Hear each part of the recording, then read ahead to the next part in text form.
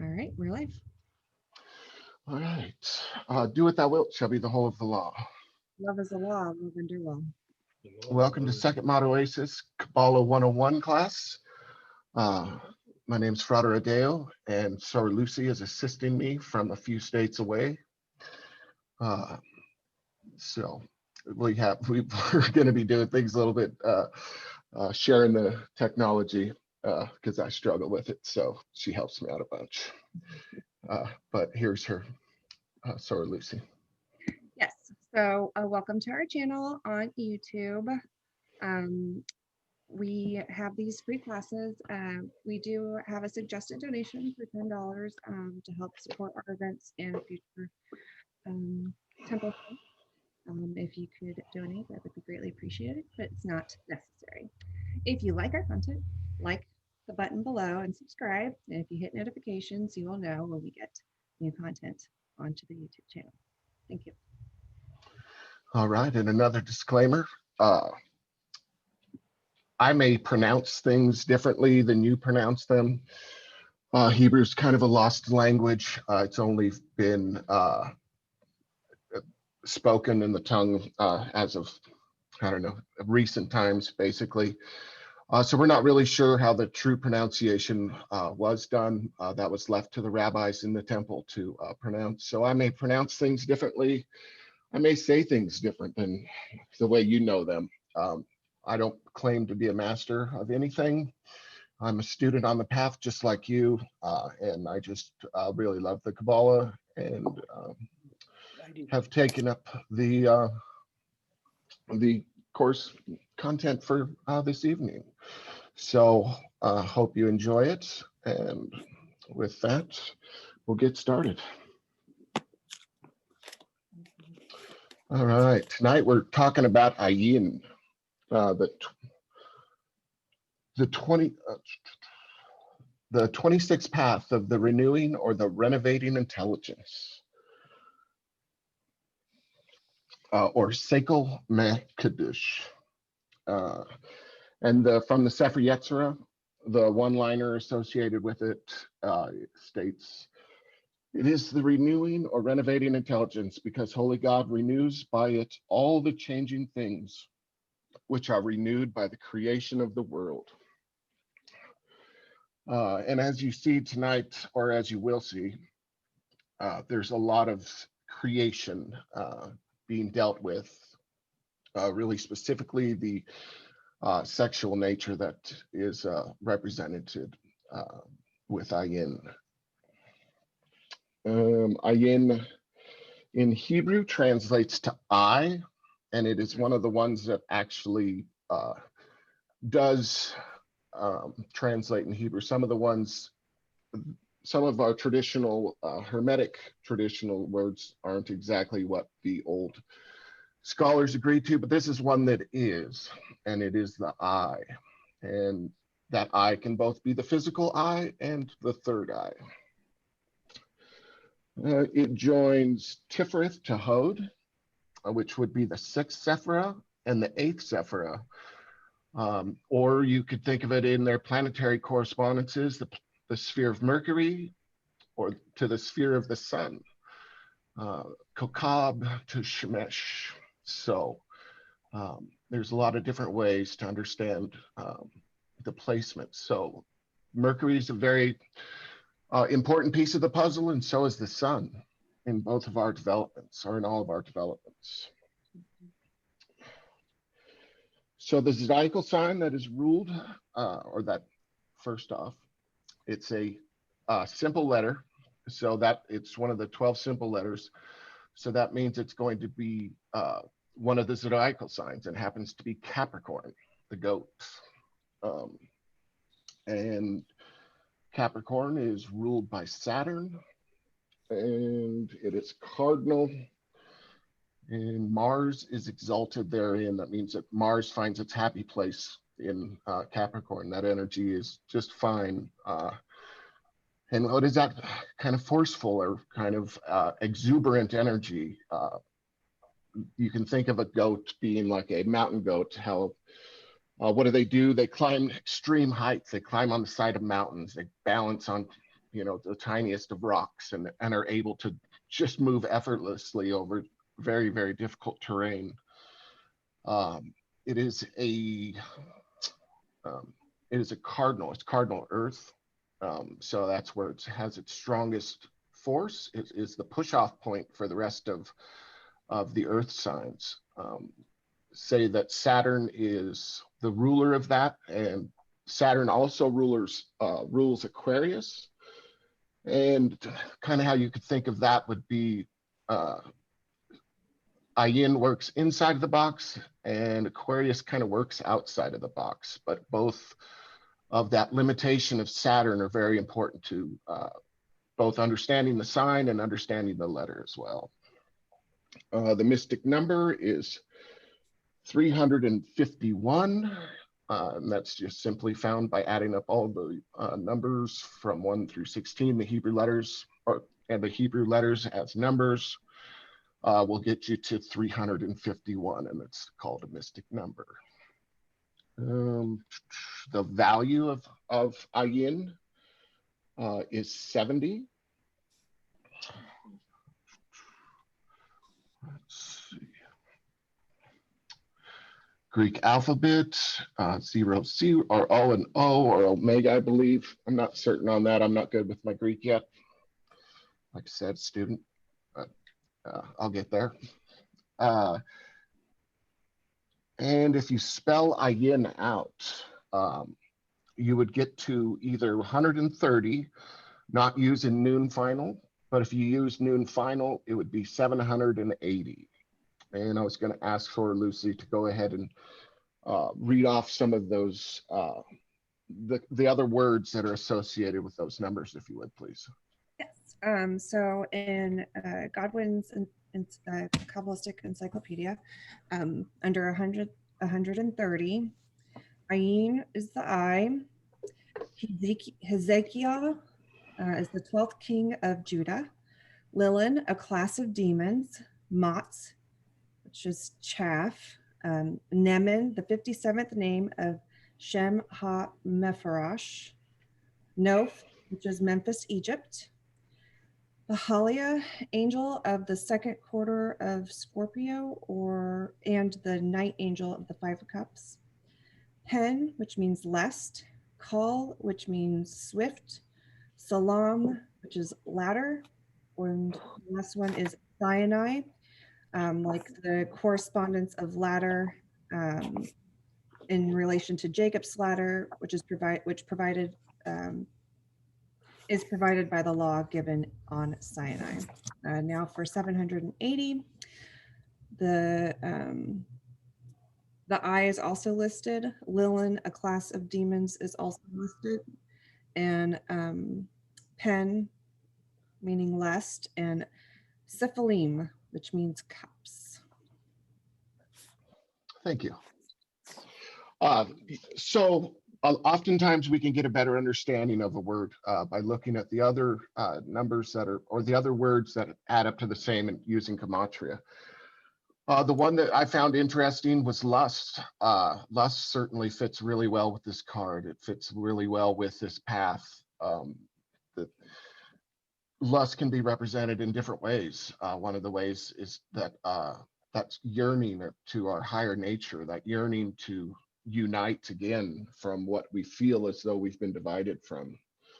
And the other one was ladder. I thought ladder was really good too, because if you think about the goat and the mountain goat, like I spoke about earlier, you're really getting,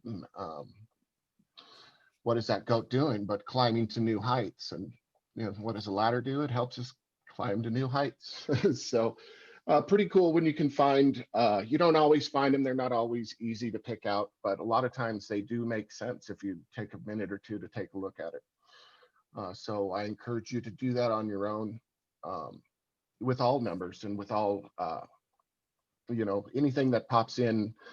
Look it up and see if you can find correspondences. It only helps solidify correspondences that we use all the time to have a deeper understanding of those correspondences. One of the best ways is to find them in the natural world, find them in the world surrounding you. And so the gematria is just one of one of the many, many mind games we can play in order to understand the states of consciousness represented by these letters. All right, next slide, please. All right, now we'll start getting into some of the attributions. Legendary orders of beings are the satyrs, the fauns, and the panic demons. It's kind of a funny little picture of Pan right there.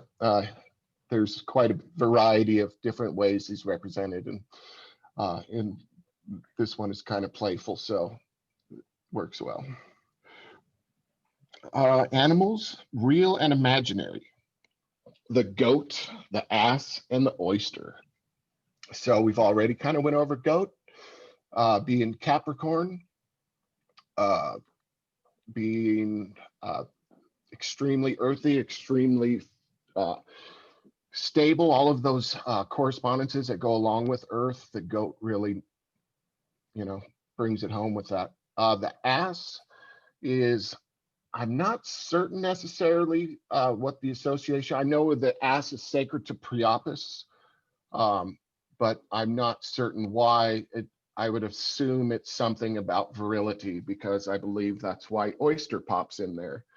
It's that if you eat a bunch of oysters, males can become very virile. It's something that aids in function, if you will. And so I'm assuming probably along those lines, just knowing our buddy AC. Stones, the black opal and the black diamond. And both of those, what beautiful stones they are. It was cool to look up and find different versions of those, but they're amazing. And they claim the diamond was associated with the eye and like the pupil of the eye, and that's why it's black, but it's also of its highest nature, of its of as far as stones go, and that attributed to the eye and the way it can send out light and pull in light. So plants, Indian hemp, and I'm assuming it's Indian hemp that is basically the fiber, not necessarily the weed. It could be, but you wouldn't think that it would necessarily fit perfectly with that earthy nature and that kind of push forward. I would think that would go somewhere else, but I'm not certain on that. The orchis root, I guess that is an orchid that kind of looks like the male genitalia again. The bulbs down below look like testicles, and then the shaft of the stem can represent the male genitalia. Thistle, a plant sacred to Saturn. Yohimba, which I think is the same thing as Yohimbe, which, or maybe I have just read it wrong, but I think that is also an aphrodisiac. Something. What's that? It is. Okay, cool. So again, it's something to stimulate effect of function of yeah. So, and then stinking Tutson. I'm not sure necessarily what that is, but I think it might have a similarity to what we're going to go into next, which is the incense or the perfumes of this path, which would be musk, civet, and all Saturn perfumes. Yeah. So as far as I know, all Saturn perfumes are rather noxious. They're a little brutal on the senses, a little bit overpowering. And musk and civet, I have not experienced civet, but I have smelled things that have musk in them, and still not something you would really want to have around, and probably unless you were doing a certain ritual or a ceremony. At least in my mind, it wasn't pleasant to my senses, but your mileage may vary on that. Do you have anything to say on that, Damiana? You know the herbs and the perfumes When really I think well, about so. musk, I think of Bigfoot like big, clumsy animals, you know, because of that whole devil image. Mhm. I just think of that, and that whole kind of strong scent of what a bear might smell like in the woods at times. Right. That's just my Okay. thought, you know, that that's not exactly incense though, but No, musk. no, but I think it would fit really well, and even in the way we're speaking of it, I think that is a very good example of it. So thank you. Some of the Saturnian incenses you can't even use in enclosed spaces because they're actually toxic. Right. Yeah. Yeah. Well, you know, Saturn's malefic. You know, that's its nature. Not necessarily a bad thing, but that is its conditioner. You know, that is part of the deal. Not saying that it's not positive in some nature, but it has a, you know, however, it's got a controlling or a, you know, a disciplinary nature. So it fits. In the human body, the genitals, specifically male genitalia, is represented by this. And I keep stating that it's the genitals, but it's really that generative force, and it's so female, male, non-binary. Everybody has this. It's a generative force. It's that nature to create, but it's just being Crowley as it is. It's very specifically, he utilizes the male anatomy to get the point across, and we'll talk about that later when we look at the card. And so we'll get to that here shortly, because it's really hard to miss in the card. Let's see, a disease that could be associated with Ayin is arthritis. Not certain why, you know, maybe just joints deteriorating, the kind of the abuse of the body, perhaps in the end, and it's an inflammation. So I'm not certain on that, but that's what was listed. For lineal figures, it wasn't a lineal figure for this one. It was geomantic pure figures for this one. And it was the geomantic symbol Karser. And I'm going to pass this off to Soror Lucy to talk a little bit about it, because she's been actually exploring geomancy. So she can speak a little better than I am. So. Okay. Yeah, Carcer is Latin for prison. Also could be like isolation. It's definitely because the planet is Saturn. It has that restrictive nature, but restriction in some cases, depending on your question when you're doing geomancy, can be beneficial. It can show a strength of will. It could be good towards being productive, because it's like stability and kind of putting you in a pinned place. So whatever work you're doing in that place, you're super focused. It could also, like in the bad ways, be like a delay in financial stuff. It could lead to like aspects of greed. But if you want stability or isolation, it is a good one for you. Right on, thank you. All right, so next slide, please.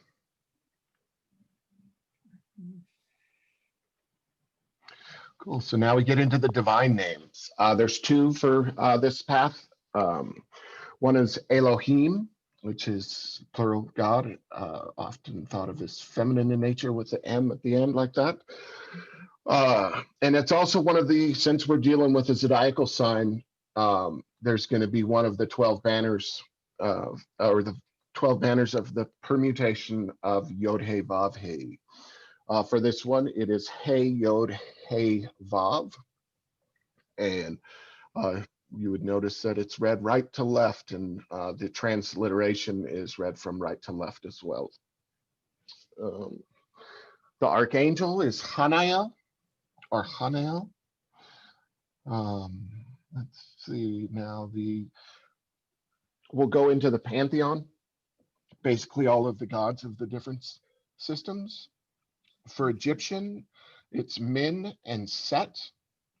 And I think just want to take a minute to acknowledge Set as not the bad guy that everybody has made him out to be. Set actually protects the sun god Ra on his trip across the sky every day. He's the one that defends off Apepe. And it's only in recent times where they have made Set, the of a kind of adversary to Ra. At other times, he's aided him. He helps him go across the. Maybe it's the night time that he helps across. But either way, it's amazing how gods get twisted around, and Christianity can get in there and make things the way they want to see it, and then it just kind of gets set even in other people's religions and things. So anyways, polemically, we've got Hadith, and Hadith is the point that expands to fulfill all of Nuit. So fits very well. It's that point with no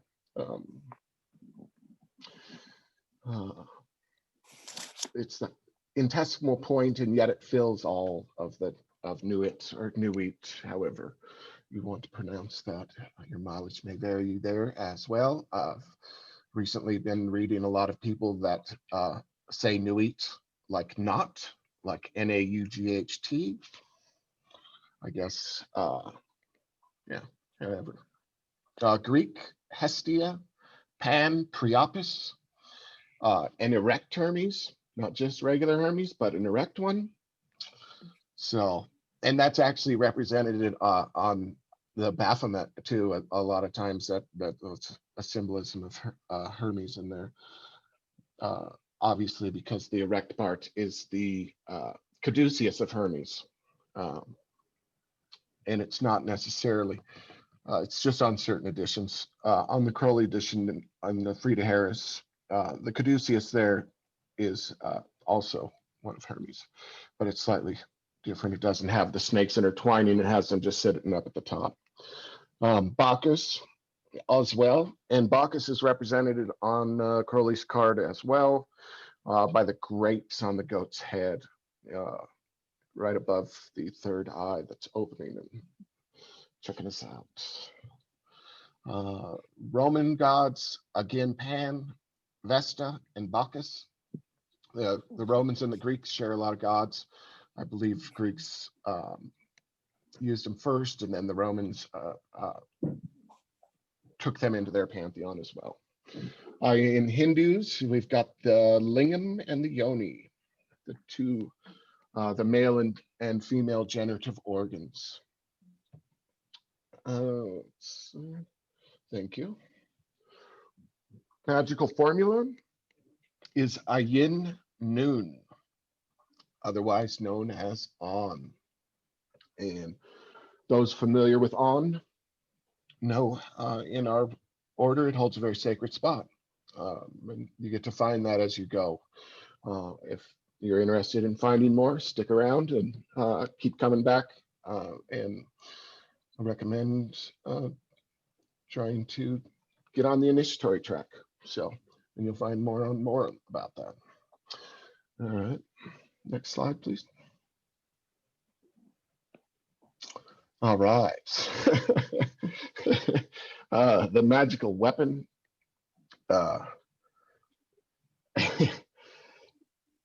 This one is the secret force, and my co-conspirator thought would be funny with this one. And liquid Schwartz, may the Schwartz be with you. A little humor's good, but that secret force, what is that? He's not really clear on what that is, but it's pretty safe to say that it's, I believe, the force that drives the universe, and that is that secret force, that libido, that Kundalini force that is rising in our spine, and that is very often symbolized in our Yesod center, or our reproductive areas. The other is the lamp. Again, the lamp is a symbol of light and a symbol of guidance, that inner light. It's the that male and the female principle within us, the positive and negative, fire and water, the tying of the two together, that inner light that happens in Tifereth that shines forth, originally associated, that light is coming from Kether, but it's tough. We first need to see that in Tifereth. So the mystical state, let's see, actually I skipped one, sorry. The magical power is the witch's Sabbath. So yeah, Damiana, can you take a little bit of that one? The witch's Sabbath? Yes, please. I'm not sure in relationship to where you're going, what you mean by that. I don't want to comment on that at this time. Okay. Yeah, there's not a lot of info on that, and it was I think it's representative of what may have occurred at the ceremonies, not specifically that of the yeah, I'm not certain. It's odd to see that as a power, but I think it is the power of that event, and is what the magical power that he was restating, what he was alluding to on that. Evil eye is another one, another magical power of this path. The mystical state, which is the trance of the universal joke. And I really think that tends to be something intimating kind of the old references, or the old card of the devil key. Like if you look at the Rider-Waite or the BOTA deck, it shows a male and a female being chained. And if they were, really struggling to get out, they could realize that they could take that chain and lift it out. And the joke being, I think, that we make our own prison, so that we make our own set of circumstances. And for me, I think that's what they're getting at. I'm not, or what he was getting at when he listed that. But like I said, that was just from my own thoughts. So there was no extra verbiage on that one. Alchemical process that's represented by Ayin is fermentation. Fermentation means when you're changing states from basically non-alcohol to alcohol. And there's a interesting thing where it becomes alive with the yeast and grows and completely changes its chemical makeup. So definitely a magical process, and that fermentation also occurs in us. That fermentation is the interchange, the bubbling of our own anther, and the changing our own, literally our chemical makeup. The more and more we include different things into our body, and those could be simple things as simple as words. Words change our states of mind. Words can change our actual wiring in our brain. So there's different alchemical processes that could be much more specifically listed with that, but not for today's class. So next slide, please. All right, so now we get to see Crowley and Lady Frida Harris's beautiful illustration of the devil key. The color scale that's going on is in the king scale, it's indigo. Queen scale is black. Princess is blue, or prince is blue black. Princess is cold dark gray approaching black. Over my head. The tarot key is the devil, obviously. Esoteric titles are the Lord of the Gates of Matter, Child of the Force of Time. And both of those sound very Saturnian. Gates of Matter, definitely Saturn nature, and time is strong. Old Father Time is one of the ways that they represent Saturn in its aspect. The psychological attributes, they have two of them for each one of the zodiacal signs, and it's laughter and ignorance. And we kind of came, both of those are kind of what I was talking about earlier about our own bondage, the ignorance that we have our own bondage, and the laughter therein that needs to kind of be expressed in order to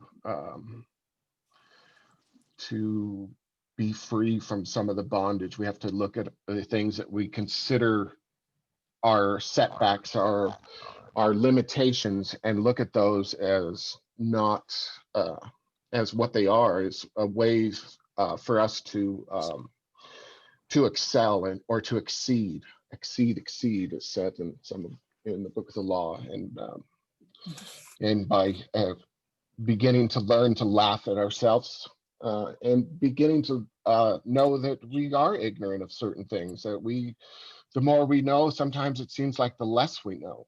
And I think that in and of itself is a joke, and that might be another one of the universal jokes. I don't know. If you look at the key, I mean, wow, it's pretty much in your face on what he was trying to represent there. You've got the male female, just like you do in the Rider-Waite and the BOTA decks, but those are located in the testes, in the small globes at the base of the card. You could see the goat of, and real specifically when you're, Crowley was specific stating that that goat is not representative of Baphomet. In all of the traditional decks, that is Baphomet. But in his, it is purely the goat. He felt that Baphomet was better represented by Olaf the Fool. And this is not that, according to Crowley. So the heaven of Ossia is Gedi, which basically translates to Capricorn. We already, let's see. Okay, next one, please. Ooh. All right. So now you have Ayin spelled with tarot cards. I always try to do this to get a better understanding of what Ayin means. And right away, you see all three of them are astrological in nature. You've got Capricorn, you've got Virgo, and you've got Scorpio. You've got strong alchemical principles going here. You've got the generative force. You've got the seed of this, the seed, and then that power that cooks them all together. So you can look at that as like the kind of the ignorance to true realization of self, and then to realize that we need to keep working and we need to keep doing that again. The death card is not a means to an end. It is a sacred process. That's that fermentation actually that we were talking about. So, well, it's not fermentation, it's putrefaction represented by that, but it's a state just proceeding, or just after it, alchemically. So I know, Damiana, you could say a little more if you would, please, on this spread or on this glyph representing Ayin.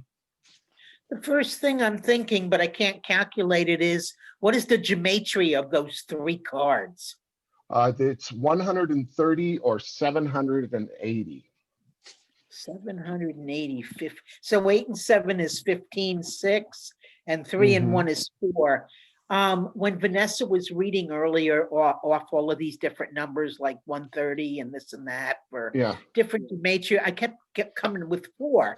And I thought that was fascinating because that 4 not only connects Chesed, that Sephira, which is opposite Hod, but also the Hermit, which is, you know, on the other side of Ayin. And I thought that was fascinating in terms of a relationship of conversion or change or waking up, getting out of yourself and having more light by climbing upward in a different way, because the Hermit's climbing too, Oh yeah. but not like a goat. It's a different kind of climb. And then you have death, which just chips away and hacks at everything because you cannot escape it, of course. But it's 13-4. You're back to foundations, and yet you're climbing on these very steep passages. So it creates kind of a paradox to me of climbing these, you know, normally anybody trying to climb that would, you know, you kill yourself, you know, to try and balance and climb it. But yet there's a certain balance that's achieved when you cannot be so locked into yourself in terms of developing that inner peace and what they call the mirth of that card. Just being able to get over yourself. Yeah. And the other thing is, you know, when I look at death, I was thinking about, you were talking about oysters. Well, an oyster looks a lot like an eye. It opens. Mm-hmm. And I thought that was very interesting in comparison to here's a death, you know, that card, and it goes through all the fermentation and it kind of tills up stuff like you till up an oyster. Yeah, That's I all. like that. I don't want to take too much of your time there. Thank you. Oh no, that's okay. I enjoy it. I'm glad you're here tonight. And yeah, and I think Damian is correct. Looking at the spread out, anytime you have the Hermit in the middle, you're looking at a really balanced point of, and on either side, you've got some extremes. You've got that creative force and that passing force that needs to begin that process all over again, and then that balance point between. And there's that lamp that we were talking about earlier. That is the lamp coming from the higher. And so, like always, I recommend everybody, if you want a better understanding of something, break out some tarot cards and lay them out, and they're gonna give you far better correspondences than I could ever spit out, or anybody else for that matter. It's going to be what you feel when you look at them and what you feel when you meditate with them. Give them a chance to be the book that they were developed for. They really are the book of nature, and they will disclose your own revelations. So enough of that rant. I'll get off of that soapbox, but that's basically the minutia part of tonight. And we're going to go ahead and get ready for our pathworking, the pathworking on the 26th Path of Ayin. If anybody needs to take a quick break or something, say now, and otherwise I'll just keep proceeding. It should take about probably 20 minutes usually. So if you're good, we're going to go ahead and get started. If I don't hear anything. Dan, Yeah.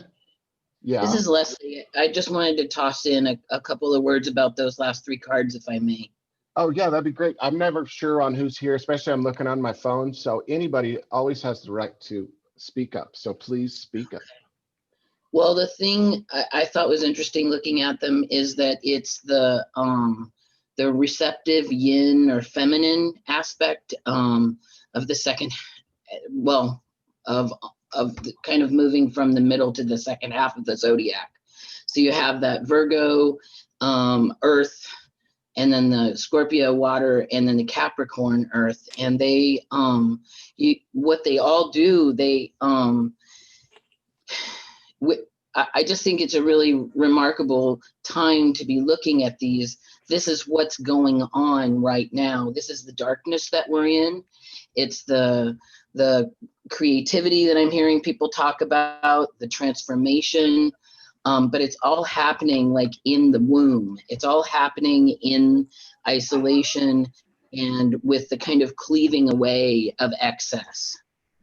So I wanted to toss that in. So it's a good time to be doing the things that we're doing. And I know this isn't necessarily a timely thing, but it certainly does fit with where we are in terms of the our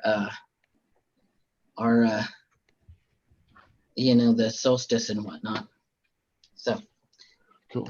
Well, thank you for, and of course, anybody that ever wants to speak up, please do. I know I can get to rattling on, and I don't stop and ask if anybody else has anything to go on. And currently, I'm using my phone, so I don't get to see everybody as I see my screen that I need to see. And so, thank you for your input. That helps me feel better.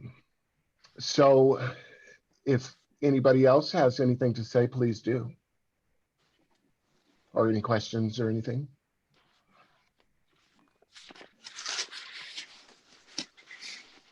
All right.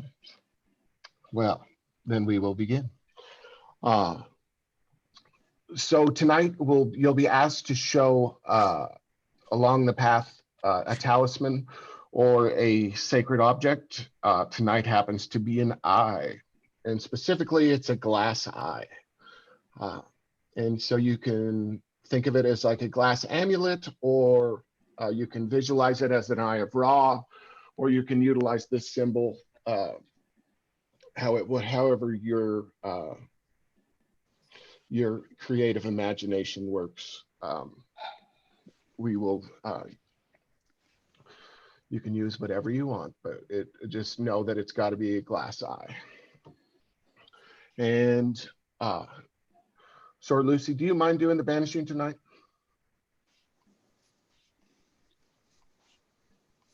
No, I don't mind. Thank you.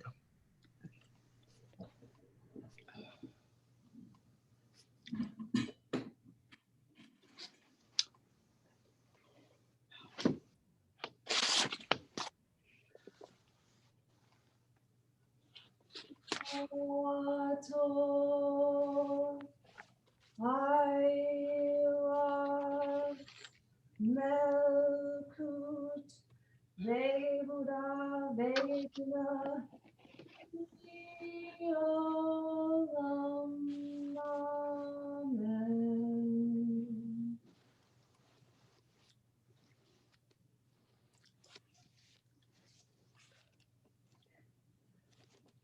Yod-Heh, Vav-Heh.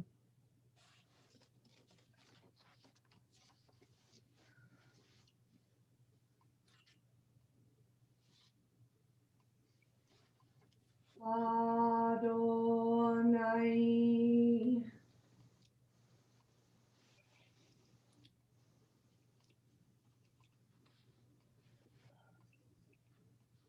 Hey, hey, hey.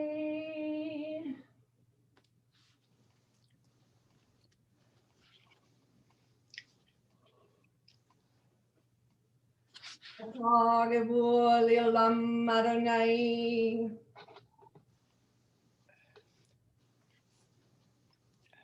Before me, Raphael. Behind me, Gabriel. In my right hand, Mikael. In my left hand, Audeo. About me flames the pentagram, and within me shines the six-rayed star. Ator, Aiwas, Melkut, Vegebura, Vegedula, Olam. Amen.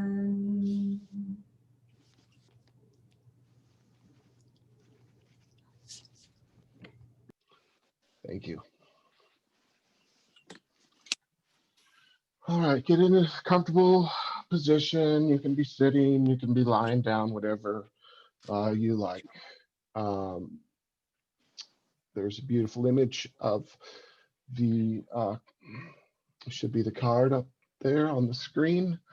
You'll be asked to project through that when we are leaving the Temple of Hod. Feel free to glaze at it for a little bit and just kind of allow yourself to be calm. Start with a deep breath.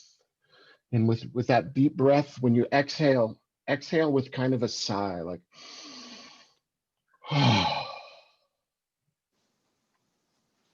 and then again.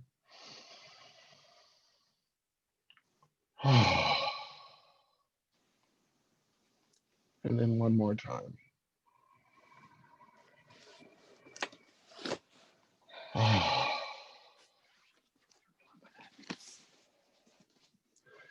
And then just one thing, if everybody could silence their microphone too.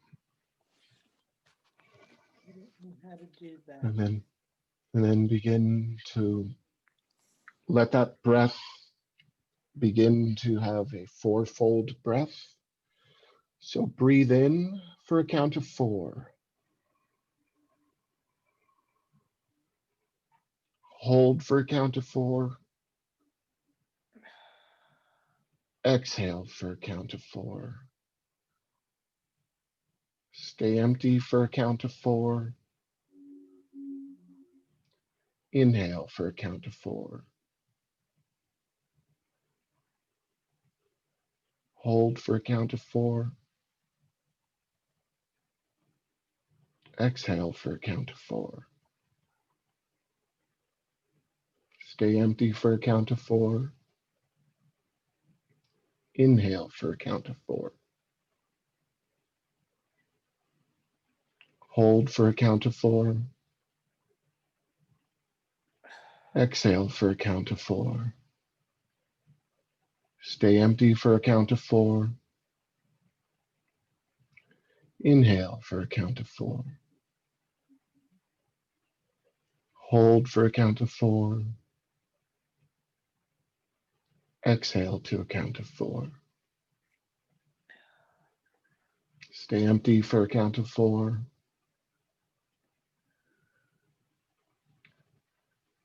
Now begin to just watch the breath. No longer control it. Allow the breath to come in. Acknowledge the breath going in. Acknowledge the breath going out.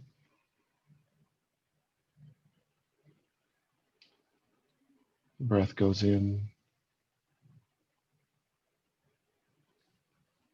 The breath goes out.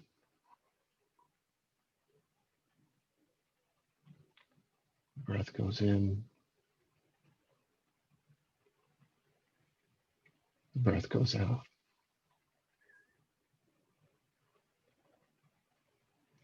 The breath goes in. The breath goes out. Now, watch it for a few moments on your own. If your mind goes off to other places, just bring it back to the breath.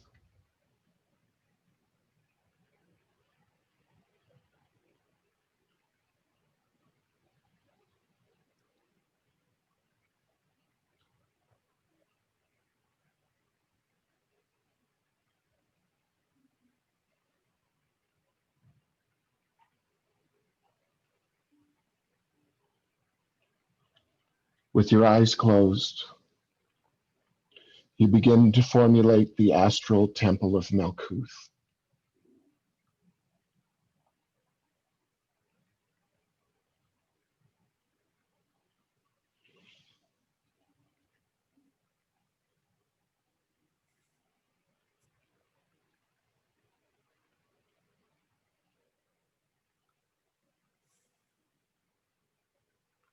And intone the divine names of Adonai Haaretz. Adonai Haaretz.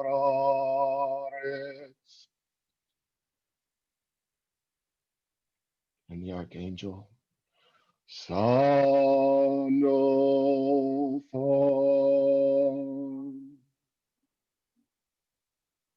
And the elemental, Ashim.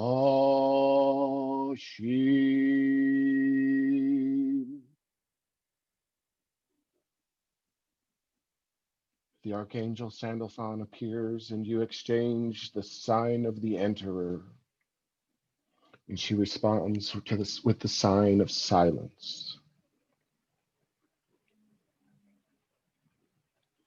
When she asks you, why have you come to her abode? You hold up the glass eye, and the archangel escorts you quickly through the portal of Shin in the northeast of the temple and up the 31st path of Shin to the temple of Hod. Leaving Sandalphon, you enter the water temple, giving the sign of the Enterer. Once inside the temple, seal it with the sign of silence. The site of the 8-sided temple, its walls draped in orange silk, never ceases to please your aesthetic senses. You enjoy seeing the floor encrusted with fire opals in the shape of an octagon. The ceiling with its blue mercury sigil, the central blue altar on which is the temple flame, the chalice of water, and the leather-bound book of knowledge. You announce your presence in the temple. Elohim Sabaoth,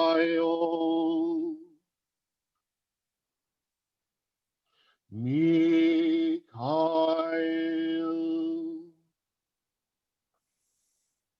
Beni Elohim.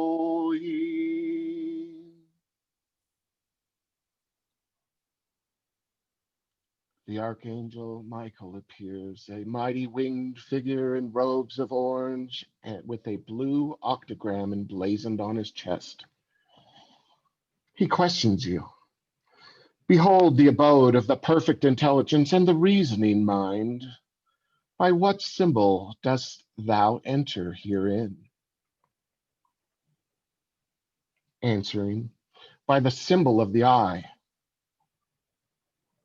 Satisfied, Michael takes you to the northwest of the temple and draws back a portion of the orange drapery to reveal an indigo archway bearing a white letter Ayin on its capstone, on its keystone. Within the arch is a veil with a tarot image of the devil painted on it. The archangel traces the symbol of Capricorn in the air before the archway, and the veil fades into a mist. In its place is a door carved out of black diamond. Holding up the glass eye, you trace the letter Ayin before the door, which dissolves. Stepping through the portal, you enter the 26th path.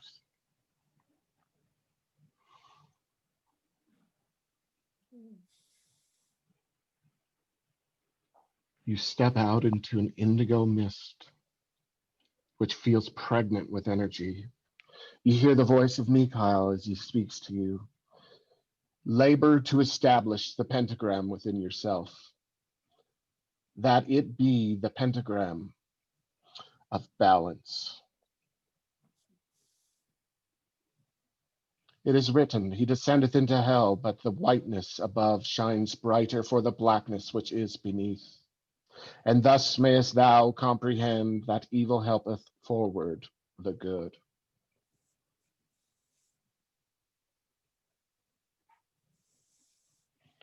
The mist clears and you find yourself in a dense forest of trees, filled with the intermittent sounds of songbirds and the rustling of small animals in the underbrush. A narrow, sandy trail cut into the earth by human feet over centuries marks the path of Ayin. As you walk, you hear music wafting through the trees. Some kind of pipe or flute off in the distance is sounding a playful melody. The air is warm and the sunlight filters through the trees, falling in patterns on the footpath that winds its way through the woods. You continue on the path, which leads gradually up an incline.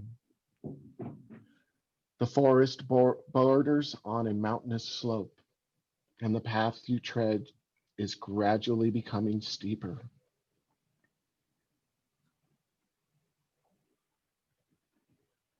Without warning, there's a thrashing in the bushes near the trail in front of you. A dark figure leaps out, and you let out a blood-curdling roar, as so to see, and you almost fall backwards from surprise. A frightful man-like creature with horns sticking out of his head towers over you. His bronze skin glistens in the sun. His dark legs are shaggy, and instead of feet, he has cloven hoofs of a goat. Again, he roars and howls and stamps his feet like an enraged bull. You hold up the glass eye and vibrate the name of Adonai for protection against this demon. The creature looks at the symbol in your hand and doubles over with laughter. He has to hold himself up by the leaning against the tree. You should see the look on your face, he says, trying to suppress his laughter even more. You are confused by this bizarre creature who holds his hand out to help you up. You look as though you've just seen the devil himself. He chuckles. Sorry if I startled you. I find it amusing to give lonely travelers a fright. No devil, just poor old Pan. People are always confusing me with someone else. Must be my devilish good looks. He runs his hand through his beard and throws back his head with a hearty grunt and pulls you to your feet. You realize that the figure before you is Pan, the Greek god of flocks and forests, of fields, woods, and shepherds, and of nature and fertility. According to some mythologists of the school of Alexandria, the great Pan was considered the universal god, the great all. He is regarded by some as a lower form of Zeus and a controlling spirit of the lower worlds and of natural energy. He stands on the road before you with a pastoral staff of authority, holding the 7-reed panpipe said to symbolize the harmony of the 7 planets. The sacred dances created by Pan are reputed to symbolize the movements of heavenly bodies. He is primarily a god of natural energy, regeneration, and of life force. His upper body, being human, represents his higher divine essence, while his lower, more bestial extremities represent the forces of nature. His horns are a symbol of celestial radiation. Pan points at the glass eye in your hand. And that thing, he says with a hint of contempt, what good is a jeweled eye for seeing? Suddenly, he grabs the eye out of your hand and shatters it on the ground. This startles you. Never before has one of your path symbols been treated in such a fashion.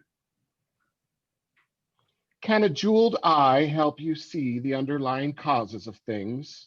Beware lest you mistake a god for a devil, or make a devil into a god. For things are not always as they appear. He places his middle finger on your forehead. See with this eye instead. And his finger seems to tickle the backside of your spine, and you begin to change the inside. You can almost feel an awakening. A stimulation was just given to you. The god turns toward the path and says, follow me if you want to see a real monster. You accompany Pan down the 26th path. The god takes up his syrinx, the 7-reeded pipe, and plays a haunting tune as you continue down the forest trail. After a while, he asks you, have you ever heard of the Giants' Revolt? Without waiting for your answer, Pan recites the story. Everyone remembers the story of how the mighty god Zeus and the Olympians, the gods of light, defeated the first race of beings, the Titans, in the great battle at the beginning of creation. Zeus imprisoned the Titans in Tartarus, the abysmal regions of hell far below Hades, where the ghosts of the dead twitter like bats. Well, the Titans were not only an ancient race born of the Cretonic earth, their brothers, the giants, were even more monstrous. 24 in number, the giants were tall and terrible, with legs like serpents and serpent heads for feet.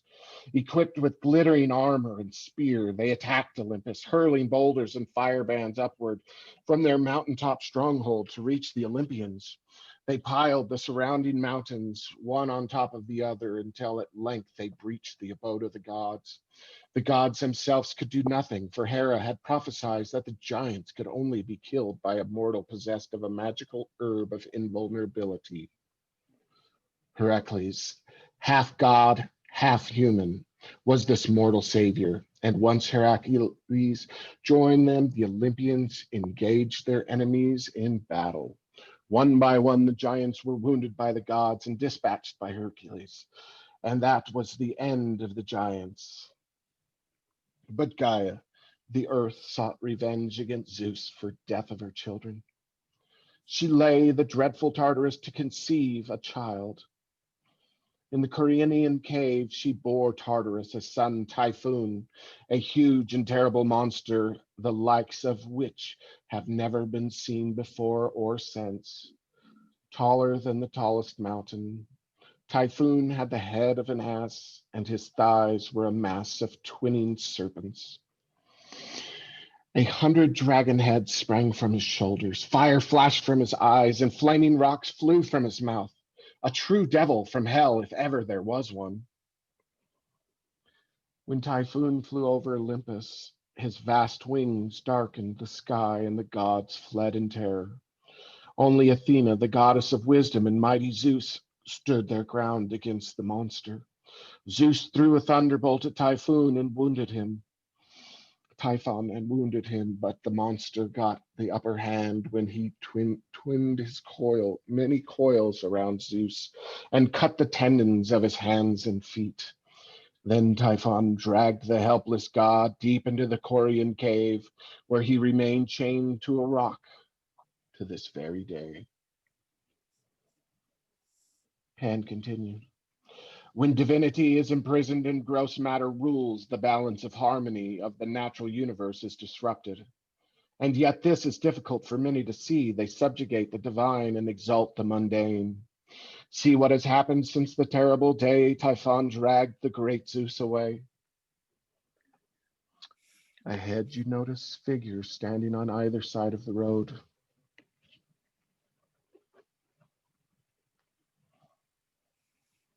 One is a dark-haired man in an expensive suit, reading a newspaper. The well-groomed man wears gold jewelry, but he has a very sour expression on his face. Pan points him out. He has no time for his wife, his children, or his God. Money and power are his gods now. He is a slave to those things that were meant to serve him. You pass by the first figure and see two others by the side of the road. One is a balding, middle-aged scientist. He is arguing with a young preacher. The scientist smokes a pipe while the preacher waves his hands in the air and shakes his fists at the other man. Each staunchly assails the other with his own opinions and beliefs. Pan laughs. One claims that humanity's puny intellectual mind is the only God in the universe. The other would not recognize his God if he met him on the street. In fact, if he had ever met his God face to face, he would probably condemn him as a heretic. Both of them miss the point completely. The two men continue to argue as you pass by. Then you come to another figure, a proud-looking man dressed in silk Egyptian-style robes and a headdress complete with an outer layering of leopard and cobra skins. He stands inside a magic circle made of precious stones, golden rings inscribed with magical sigils, bejeweled every one of his fingers. He gazes with great admiration at gold-encrusted wand, which he bought in a faraway land for a very great price. Pan sneers at him with contempt. That one fancies himself a magician and a mystic, a great prophet for a new age. His downfall is his spiritual pride. He is so full of himself that he mistakes the rantings of his own inflated ego for God. His magic has been corrupted into sorcery. I've heard it said that the power of evil magic exists, but in the contest of unbalanced forces, which in the end will destroy and ruin him, who hath subjugated himself thereto. You pass the magician, the last of the figures by the side of the road. None of them are going anywhere. You walk on.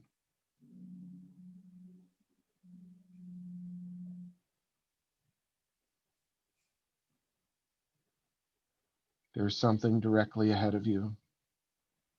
A magnificent regal figure in white sits on a great throne in the middle of the path. He is a mature, fatherly-looking man with long white hair and a beard. He holds a thunderbolt in one hand and a scepter in the other.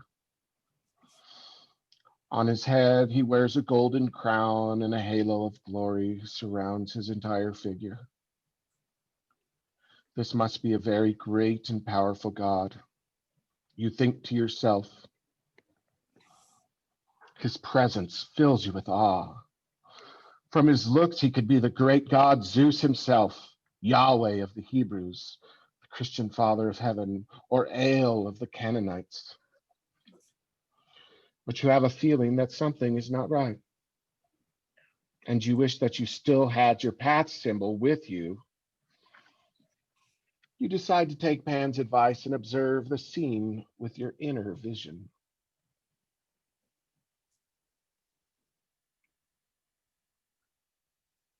Closing your eyes, you visualize the figure seated on the throne.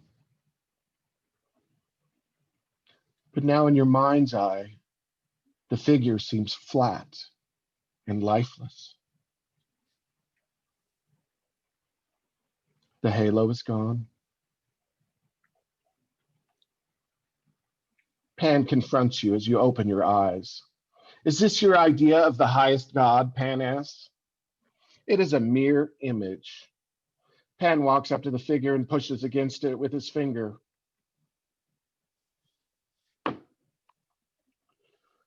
The image falls flat against the ground, and you discover that it is just a cardboard cutout with a painted figure on it. Pan elaborates.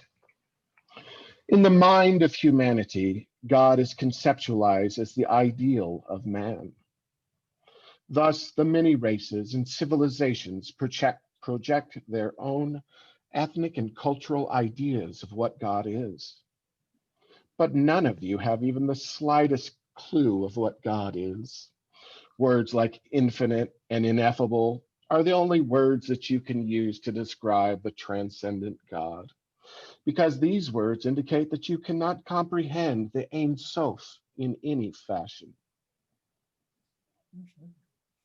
Be careful that you do not condemn the names and images or symbols by which another may know his highest God. Your names and images may be no better. Don't be fooled by outward appearances. You and your companion continue down the path.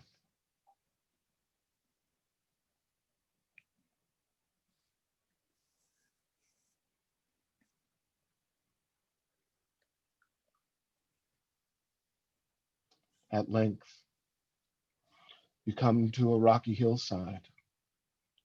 Under a rock ledge in the hillside, you see a gaping hole in the earth from which arises a foul-smelling steam. A lone figure stands at the entrance to the cavern. It is an old man dressed in dirty rags. He holds his hand out to you and begs for a scrap of food. Your immediate response is to recoil in disgust, but you refrain from doing so. Instead, you close your eyes and reach out to the old man with your inner vision. In your mind's eye, you see a golden figure surrounded by a halo. You open your eyes and find yourself standing before you, Hermes, the swift-footed messenger of the gods. He is sleek and athletic. The wings of his sandals and the helmet glisten with the light of the Grecian sun, and his caduceus wand glows with divine power. Pan greets his father Hermes with an affectionate hug.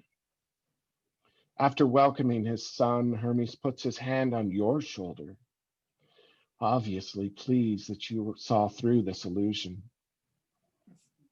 It was a test. He tells you about the task that lies ahead.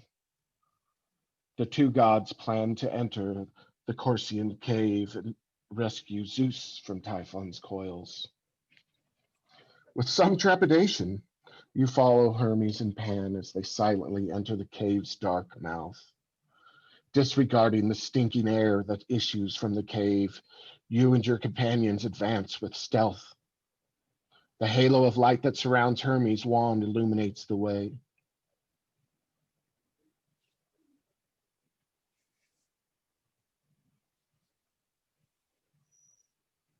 Gradually, you become aware of a sound, a low, regular rumbling. You are very close now. The subterranean passage opens up into an enormous chamber, which stretches farther than you can see. The rumbling sound is the breathing of Typhon as he sleeps somewhere in the vast black recesses of the cavern. As your eyes adjust to the light of the cave, you see a powerful figure chained to a large rock. Zeus is subdued, but still powerful to look on, with a well-muscled body, thick hair, a beard, and dark, intelligent eyes. The sinews of his hands and feet are removed by Typhon, rendering the sky god helpless. A serpent-tailed monster guards the sinews, which are hidden under a bear skin.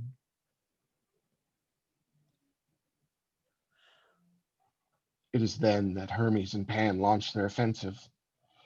With the same blood-curdling roar that surprised you earlier, Pan leaps down into the rocky chamber, waving his arms like some demon from hell.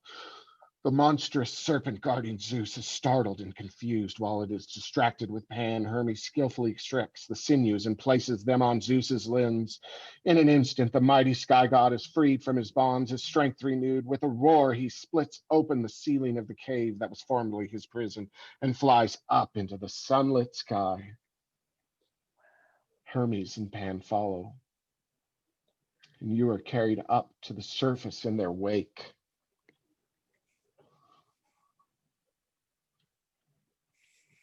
You find yourself in the forest again, some distance from the hole ripped open in the earth.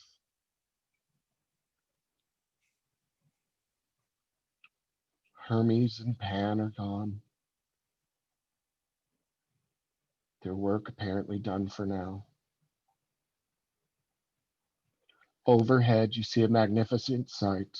Zeus riding across the heavens in a fiery chariot pulled by winged horses. Beneath the chariot's wheels, storm clouds are forming, and you hear the slow rumbling of thunder. And as the storm god readies himself for battle, shouting a war cry, Zeus hurls a thunderbolt into the opening in the earth. There is an explosion underground, and the earth quakes beneath your feet. A great inhuman roar of pain rips through the air as an enormous black shape pulls its great bulk out of the hole. Typhon, wounded by Zeus, Lightning tries to flee the sky god's wrath. Even injured Typhon is a terrible to behold. He is as big as a mountain, and the head of is like some infernal mule with a serpent head for a tongue. 100 smaller dragon heads sprouting from the creature's shoulders, writhe in pain, and spit flames into the air. The lower part of the body is composed of a huge twining serpents, a mass of snakes which spills out onto the surface of the earth as Typhon pulls himself out of the ground. Vast bat-like wings unfold from his shoulders. Zeus launches another thunderbolt and hits the monster directly on the wing, setting the limb on fire. With a scream, Typhon leaps into the air and flies out off into the distance, the mountains and Zeus in hot pursuit. When you can no longer see them, you close your eyes to envision them with your inner sight. You need to see this battle in its conclusion. In your mind's eye, you see Typhon fleeing to Mount Nisa, where the three fates offer the monster fruit, which they said would heal his wounds, but in reality, doom him to certain death. The creature flies to Mount Hymes in Thrace, where he hurls whole mountains at his pursuer Zeus, deflects them with his thunderbolts, and sends tons of earth and rock crashing back down on Typhon's head, wounding him severely. The monster flees to Sicily, where he is finally dispatched by the sky god, who crushes him beneath Mount Etna. The mountain belches forth sulphurous breath and fire of Typhon to this day.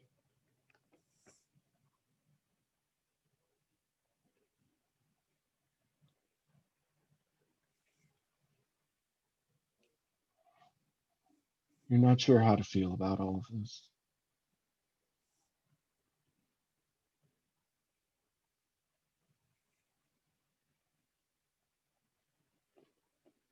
But you open your eyes to the bright sunlit forest. Wisps of dandelion seeds float casually through the air. The whole forest seems lighter than it did before. You are almost certain that no evil demon will ever challenge the supremacy of Zeus again. Harmony reigns again. You are reminded of something that Mikhail told you at the beginning of your journey. Labor to establish the pentagram within yourself.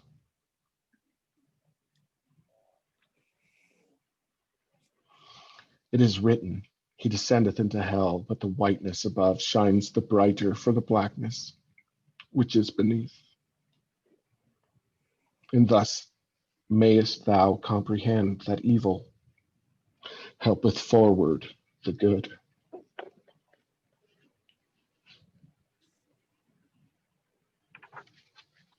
Now spend a couple of minutes in silence, looking around the landscape, perhaps for a symbol, some sign, a rock, an animal.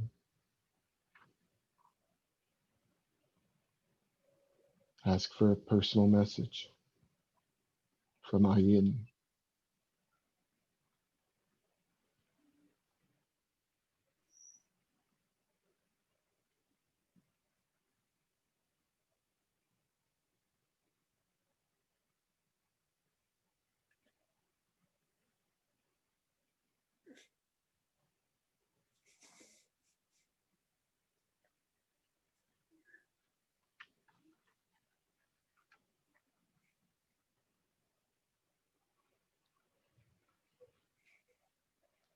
Thank any guide or any animal that has helped you on this journey. Thank them. And as quickly as you're there, you find yourself back in the temple of Hod. where the Archangel Michael seems relieved to see you back at his door. You suspect that he might have envisioned you permanently stuck on the 26th path, just like the others who met alongside of the road. Thanking the Archangel, you descend down the path of Shin to the Temple of Malkuth.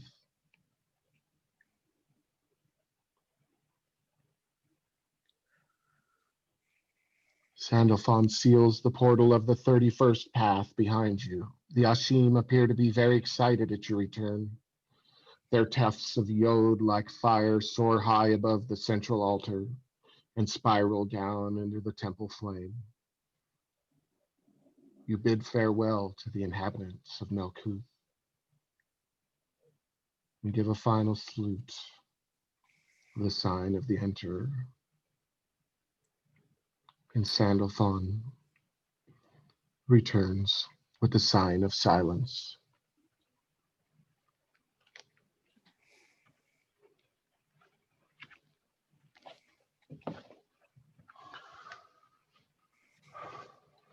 So now we do a short little banishing just to separate the different states of consciousness to kind of return back to the mundane and back to back from the astral into the physical. And all we do is we do apopantos kakadaimenos.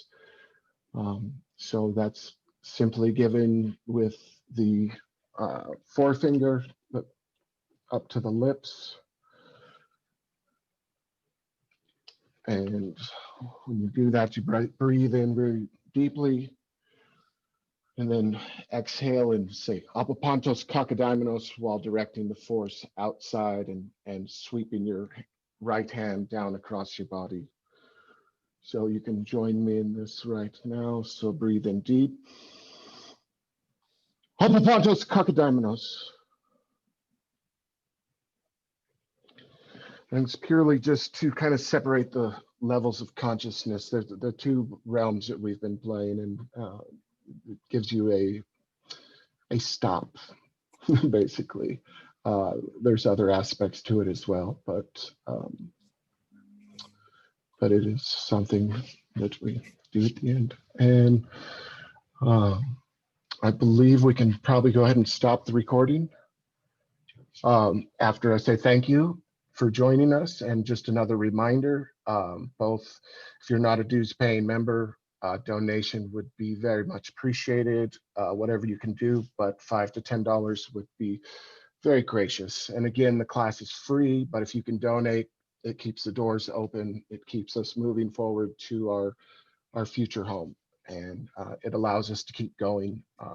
And also, I have to plug and say, if you like it, please hit the like button and subscribe to our channel so you get new content all the time. There's a lot of good content that gets put forth, and I appreciate everyone here. Love is the law, love under will.